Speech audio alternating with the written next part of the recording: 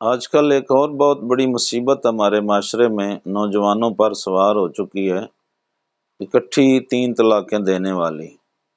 اس وقت آگ بگولا ہو جاتے ہیں، اور بعض اوقات ہم تک جو مسائل پہنچے ہیں ان میں کہ بیوی کا قصور بھی نہیں ہوتا، کسی اور سے لڑ پڑتے ہیں، مطلب والدین سے لڑ پڑے، بھائی سے لڑ پڑے تو طلاق بیگم کو دے دی، تو تمہاری وجہ سے ایسا ہوا ہے۔ بہت مرتبہ ایسا ہوتا ہے، اور اس وقت آگ بگولاتے ہیں، پھر نہیں سوچتے کہ طلاق دینے کا کوئی شرعی اصول بھی ہے۔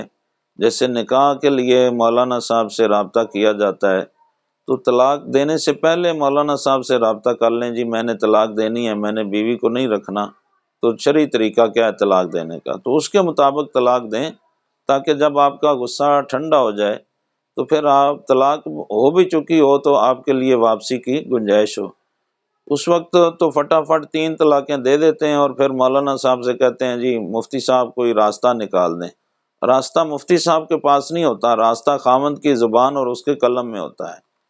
تو راستہ مفتی صاحب نے صرف نشاندہی کرنی ہوتی ہے، بتانا ہوتا ہے کہ آپ نے کوئی راستہ چھوڑا ہے یا نہیں چھوڑا۔ راستہ مفتی صاحب کے پاس نہیں ہوتا، خاوند کے پاس ہوتا ہے۔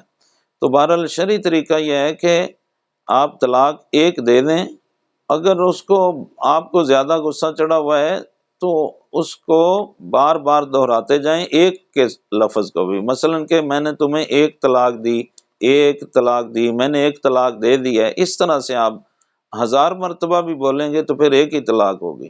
لیکن مطلقاً جب آپ کہہ دیتے ہیں، جیسے عام لوگوں کا طریقہ ہے کہ طلاق طلاق طلاق، یا میں تمہیں طلاق دیتا ہوں، تو پھر 3 ہو جاتی ہیں، اور پھر شریعت کے ساتھ کھلواڑ کرتے ہیں، اللہ اور اس کے رسول سے جنگ کرتے ہیں، پھر 3 طلاقوں کے بعد پھر صلح کے لیے آ جاتے ہیں۔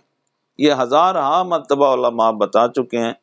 تو بہرحال 1 طلاق دے دیں، اور زیادہ سے زیادہ اس کی پوری عدت یعنی تقریباً 2 ماہ آپ آرام کریں، اور اگر آپ نے ایمرجنسی طلاق دینی ہے تو کم از کم 1 مہینہ ضرور انتظار کریں۔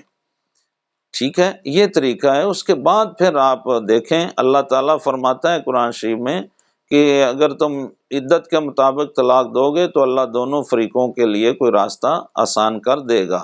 تو اس لیے میں نوجوان نسل کو ہدایت کرتا ہوں کہ خدا کے لیے شریعت مطہرہ سے کھیلنا چھوڑ دیں، اور 3 طلاق کے بعد شریعت کو بدنام مت کریں کہ شریعت میں اتنی سختی نہیں ہے۔